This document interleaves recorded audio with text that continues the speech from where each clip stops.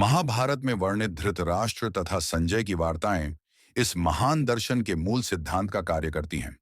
माना जाता है कि इस दर्शन की प्रस्तुति कुरुक्षेत्र के युद्ध स्थल में हुई, जो वैदिक युग से पवित्र तीर्थ स्थल रहा है। इसका प्रवचन भगवान द्वारा मानव जाति के पथ प्रदर्शन हेतु तब किया गया जब वे इस लोक में स्वयं उपस्थित थे। धर्म क्षेत्र शब्द सार्थक है क्योंकि कुरुक्षेत्र के युद्ध स्थल में अर्जुन के पक्ष में श्री भगवान स्वयं उपस्थित थे।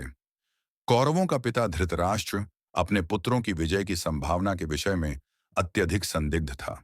अतः इसी संदेह के कारण उसने अपने सचिव से पूछा, उन्होंने क्या किया? वह आश्वस्त था कि उसके पुत्र तथा उसके छोटे भाई पांडु के पुत्र कुरुक्षेत्र की युद्ध भूमि में निर्णयात्मक संग्राम के लिए एकत्र हुए हैं। फिर भी उसकी जिज्ञासा सार्थक है।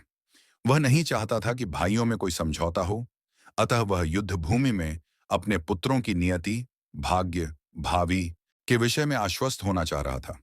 चूंकि इस युद्ध को कुरुक्षेत्र में लड़ा जाना था, जिसका उल्लेख वेदों में स्वर्ग के निवासियों के लिए भी तीर्थ स्थल के रूप में हुआ है, अतः धृतराष्ट्र अत्यंत भयभीत था कि इस पवित्र स्थल का युद्ध के परिणाम पर न जाने कैसा प्रभाव पड़े।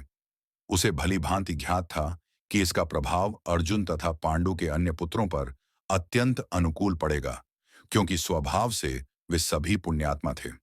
संजय श्री व्यास का शिष्य था, अतः उनकी कृपा से संजय धृतराष्ट्र के कक्ष में बैठे बैठे कुरुक्षेत्र के युद्ध स्थल का दर्शन कर सकता था। इसीलिए धृतराष्ट्र ने उससे युद्ध स्थल की स्थिति के विषय में पूछा। पांडव तथा धृतराष्ट्र के पुत्र दोनों ही एक वंश से संबंधित हैं, किंतु यहां पर धृतराष्ट्र के वाक्य से उसके मनोभाव प्रकट होते हैं। उसने जानबूझकर अपने पुत्रों को कुरु कहा और पांडु के पुत्रों को वंश के उत्तराधिकार से विलग कर दिया। इस तरह पांडु के पुत्रों अर्थात अपने भतीजों के साथ धृतराष्ट्र की विशिष्ट मनस्थिति समझी जा सकती है।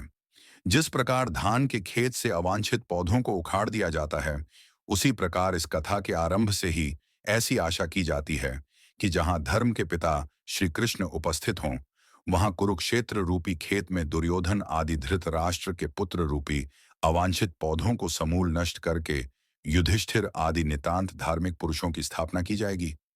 यहाँ धर्म क्षेत्र तथा कुरुक्षेत्र शब्दों की उनकी ऐतिहासिक तथा वैदिक महत्ता के अतिरिक्त यही सार्थकता है।